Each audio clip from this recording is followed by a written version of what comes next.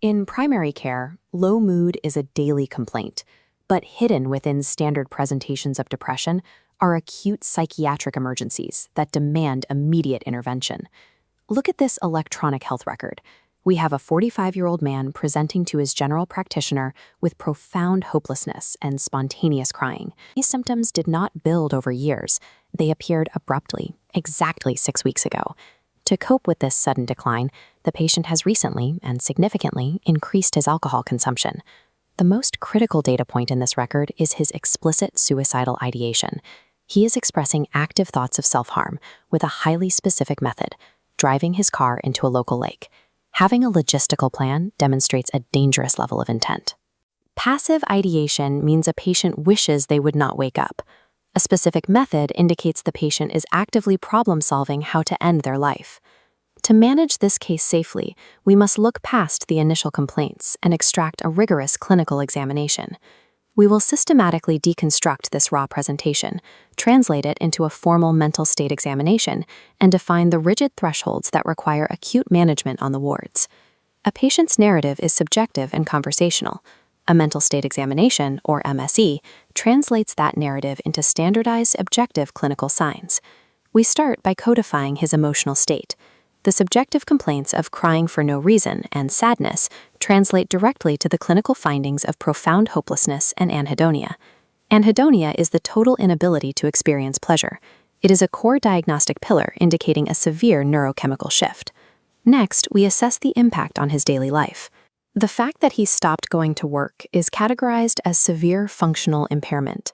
This objective failure to maintain occupational duties automatically elevates the illness stage. We also categorize the timeline. A 6-week onset is defined as an acute progressive deterioration. This sharp decline stands in stark contrast to chronic, low-grade depressive states that linger for years. The rapid onset signals a highly active disease process. Beyond the subjective history, a formal clinical examination of this patient would likely identify objective signs of neurovegetative decline, psychomotor slowing, and significantly reduced concentration. Recognizing psychomotor slowing is essential. It proves we are observing a systemic neurovegetative shutdown rather than a transient fluctuation in mood. While there are currently no recorded psychotic features, the severity of this presentation mandates continuous assessment, as psychosis can rapidly emerge in severe cases. This finalized mental state examination reveals a high acuity systemic collapse.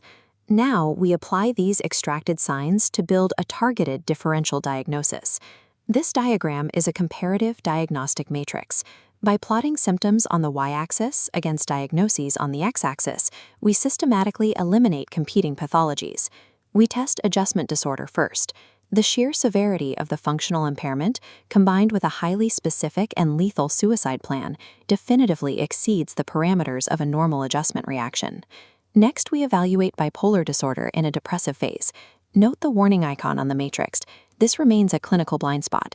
You must explicitly screen for a history of manic episodes before finalizing a diagnosis of unipolar depression. Moving to dysthymia, the matrix rejects the diagnosis based on the timeline. Dysthymia requires a chronic timeline, typically persisting for at least 2 years. That directly contradicts this patient's rapid 6-week decline. This leaves major depressive disorder severe. The symptom intersections confirm the diagnosis. Naming the pathology is only the first step. The immediate priority must now shift entirely to managing the lethal catalysts hidden within this presentation. We must address the secondary pathology, the patient's recently increased alcohol consumption.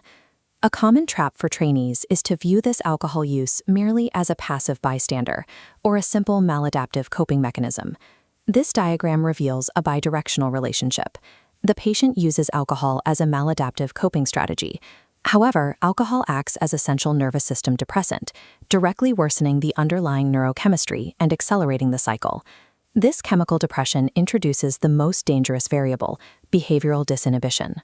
Intoxication artificially lowers the psychological barriers and executive functioning that normally prevent a patient from acting on self-harm ideation. When you combine this acute lack of impulse control with a formulated, logistical plan involving a car and a lake, the risk profile escalates exponentially. In severe major depressive disorder, Alcohol acts as a lethal catalyst, transforming passive suicidal thoughts into an imminent probability of a completed attempt. We have reached the critical clinical pivot point, deciding between outpatient pharmaceutical management and acute inpatient admission. This is the rigid clinical threshold that dictates immediate action. Active suicidal ideation, plus a specific method, plus severe functional dysfunction, equates to mandatory hospitalization. Discharging this specific patient with only an outpatient SSRI prescription is a lethal error. The imminent suicide risk makes outpatient management impossible. Securing physical safety completely overrides all other initial therapeutic interventions. The outpatient pathway is completely off the table. Admission requires continuous observation protocols and the immediate removal of any means of self-harm from the patient's environment.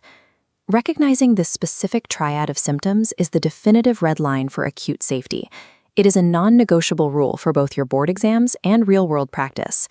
Once the patient is physically secured on an inpatient ward, we initiate secondary pharmacological management. For a severe, highly symptomatic depression, the indication is to immediately initiate a high-dose SSRI or to explore combination pharmacotherapy. Electroconvulsive therapy, or ECT, is another vital high-yield treatment consideration. ECT is strictly utilized for profound medication resistance, the emergence of psychotic features, or profoundly high acute suicide risk that requires a rapid therapeutic response. Concurrently, we must initiate a formal alcohol cessation program. Removing the CNS depressant is required to permanently break the risk amplification loop. To lock this entire clinical presentation into a high-yield memory framework, we use the mnemonic SEVERE. We start with S for sadness profound. Next, we map the behavioral and functional decline, E for excessive alcohol use, and V for virtually no work.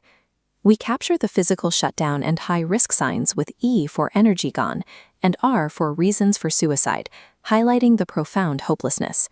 Finally, the last E stands for emotional numbness, representing the anhedonia that anchors the diagnosis.